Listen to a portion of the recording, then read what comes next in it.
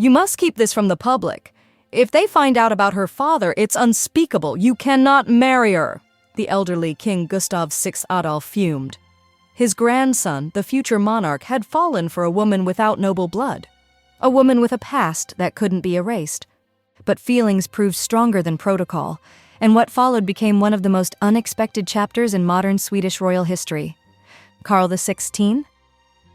Gustaf, current King of Sweden, is a member of the relatively young Bernadotte dynasty.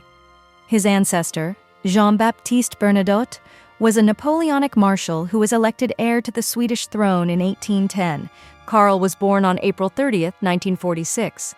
His father, Prince Gustaf Adolf, died in a plane crash when Carl was just 9 months old. For many years, the family chose not to tell him the full truth about the tragedy. Raised by his mother and 4 older sisters, Carl was lively and mischievous. He struggled with dyslexia but still managed to master several languages and complete military training. A key figure in his life was his uncle Bertil. For the sake of the monarchy, Bertil remained unmarried to his beloved for over 30 years, sacrificing personal happiness to remain eligible as regent, a choice Carl never forgot. As a young man, Carl embraced the high life.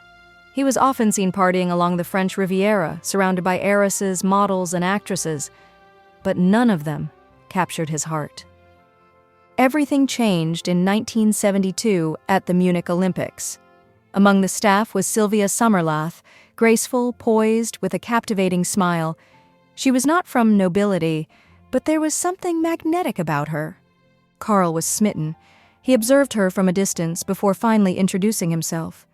They began talking, then dating. Unlike his previous flings, Silvia grounded him. She was cultured, discreet, and intelligent. But news of their relationship spread quickly, and the royal court was alarmed. Silvia's father, Walter Sommerlath, posed a serious problem. Officially, he was a businessman. Unofficially, he had been a member of the Nazi Party during World War II. Sweden had maintained neutrality during the war, and any ties to Nazism were a national taboo. The king could not allow someone with that family background to marry the heir. But Carl refused to let go. In 1973, after his grandfather's death, he became king, and in 1976 he married Silvia, making her Queen of Sweden. Silvia adapted with grace.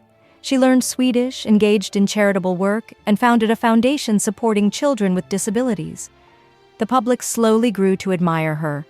People appreciated her natural elegance and the fact that her children, Victoria, Carl Philip, and Madeline, all married for love. The royal family felt closer to the public than ever before. But the fairy tale took a darker turn in 2014.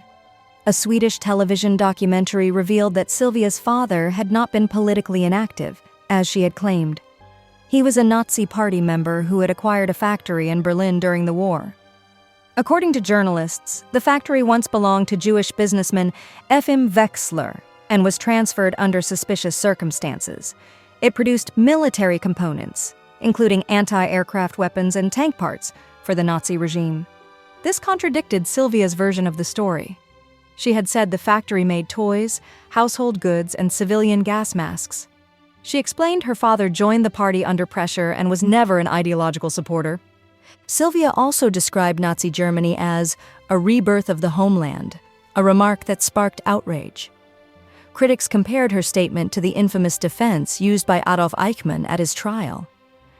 The Queen later expressed regret, claiming she had only discovered her father's party membership in adulthood. The royal court released a report by historian Eric Norberg, stating that the factory was initially peaceful and only later forced into wartime production.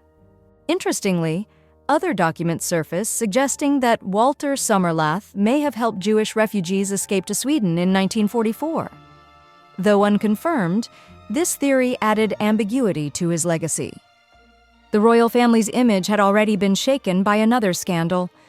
In 2010, journalist Thomas Sjoberg published a biography of King Carl XVI Gustaf, painting a very different picture of the monarch. The book described secret visits to nightclubs, ties to organized crime, and an affair with singer Camilla Hennemark.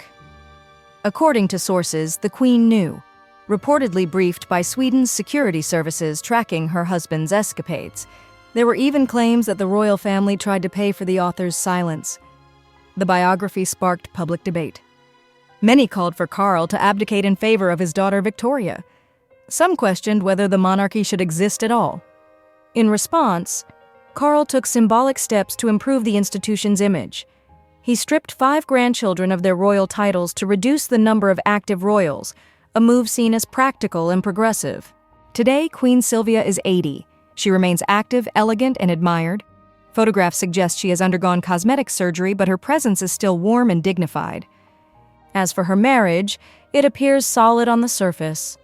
But behind palace walls, it's clear that much remains untold.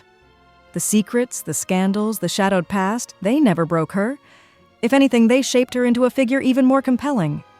To many Swedish women from ordinary families, she's a symbol that origins don't define destiny, and that grace under pressure can change history.